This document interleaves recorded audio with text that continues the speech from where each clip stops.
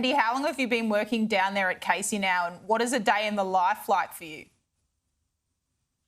Yeah, look, some of the troops here have been down here since November last year and others since March. A day in the life every day is different. You're dictated to by the weather. But, you know, we're so busy. We've got people from all walks of life on station, 32 Australians, 1 New Zealander, and we're a real tight team that's always engaged.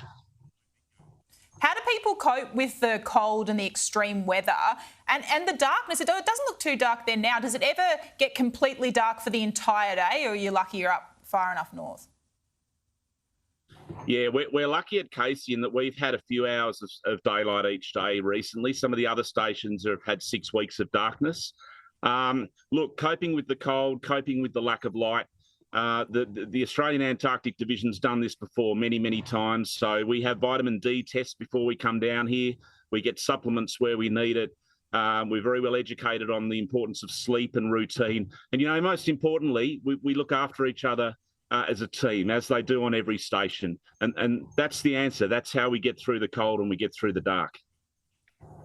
And tell us about the work that's done down there. How important is it to have these research stations down there on Antarctica? People give up so much of their life to actually go down, not see their families for months. How important is the research that's down there happening? Well, you know, at this point in where we're at in time, it's more critical now than it's ever been. And the work that goes on, not just at this station, but our other Australian stations, and indeed right across the continent, it's absolutely critical work.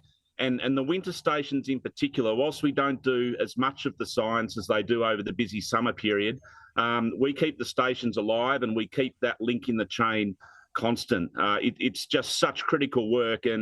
And you know, we say thank you to all those that devote themselves to this sort of work as a career, and also to the family and friends who let them come down here.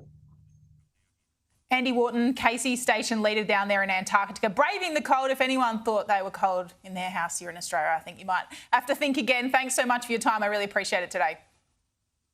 Good on you. Take care. Thank you.